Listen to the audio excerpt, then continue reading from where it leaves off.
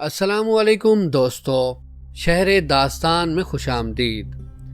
آج سے کم از کم 4000 سال پہلے حجاز مقدس اور تبوک کے درمیان حجر نامی جگہ میں ایک قوم سمود آباد تھی۔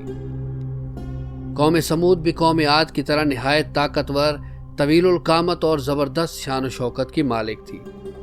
ان لوگوں کو فن تعمیر میں بھی کمال حاصل تھا۔ پہاڑوں کو تراش کر انتہائی خوبصورت عمارتیں بنانے کا فن گویا ان پر ختم تھا۔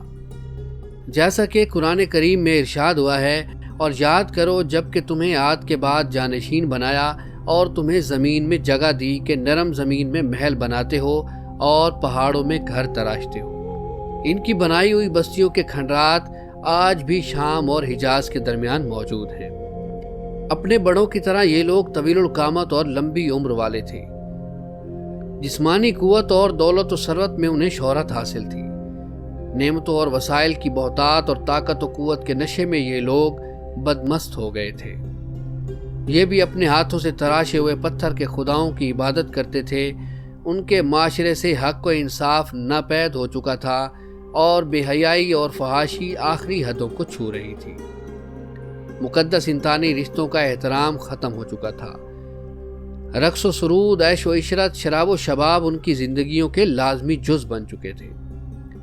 ایسے میں اللہ تعالیٰ نے اس قوم میں ایک خدا ترس اور نیک انسان حضرت صالح علیہ السلام کو نبوت کے منصب پر فائز فرمایا۔ جیسے کہ قرآن کریم میں ارشاد باری تعالیٰ ہے، اور ہم نے قوم سمود کی طرف ان کے بھائی صالح کو بھیجا۔ قرآن کریم نے حضرت صالح علیہ السلام کی تبلیغ کا تذکرہ کچھ یوں کیا ہے کہ اے میری قوم، تم اللہ کی عبادت کرو، اس کے سوا تمہارا کوئی معبود نہیں۔ اسی نے تم کو پیدا کیا اور آباد کیا، تو اس سے مغفرت مانگو اور اس کے آگے توبہ کرو۔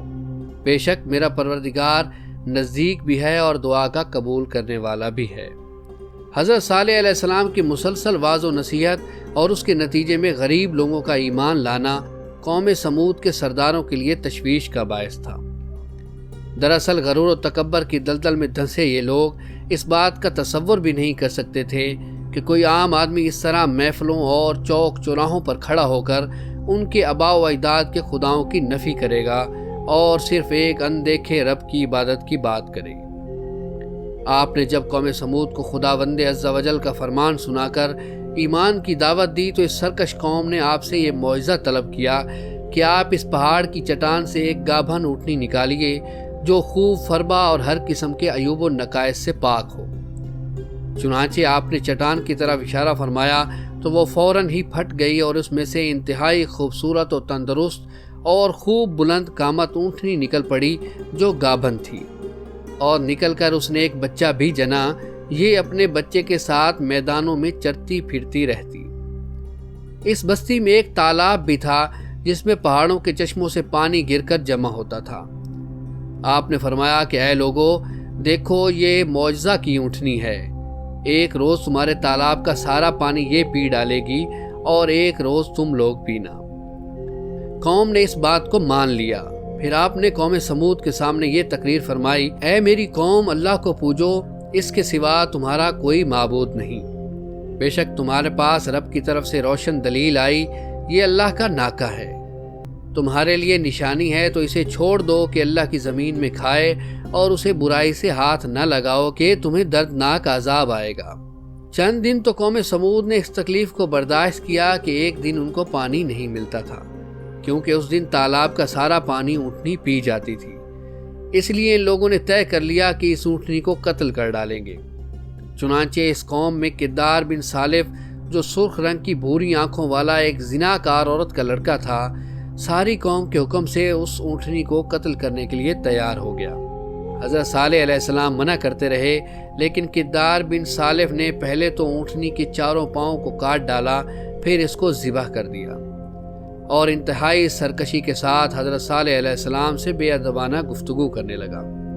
چنانچہ خداوند قدوس کا ارشاد ہے، پس ناکہ کی کونچیں کاٹ دیں اور اپنے رب کے حکم سے سرکشی کی، اور بولے اے صالح، ہم پر لے آؤ جس کا تم وعدہ کر رہے ہو اگر تم رسول ہو۔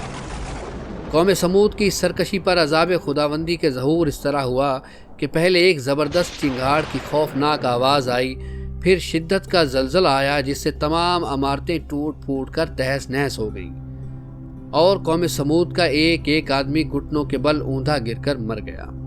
قوم سمود کی پوری بستی برباد ہو کر ویران کھنڈر بن گئی اور پوری قوم فنا کے گھاٹ اتر گئی کہ آج ان کی نسل کا کوئی بھی انسان روئے زمین پر باقی نہیں ہے۔ دوستو، اگر ہماری یہ ویڈیو آپ کو پسند آئی ہو تو اس کو لائک کیجیے گا اور ہمارے چینل شہر داستان کو سبسکرائب کرنا مت بھولیے گا۔ اگر اس ویڈیو کے حوالے سے آپ کوئی رائے دینا چاہتے ہیں تو کمنٹ سیکشن میں ہمیں ضرور آگاہ کیجیے گا۔ اللہ نگہبان۔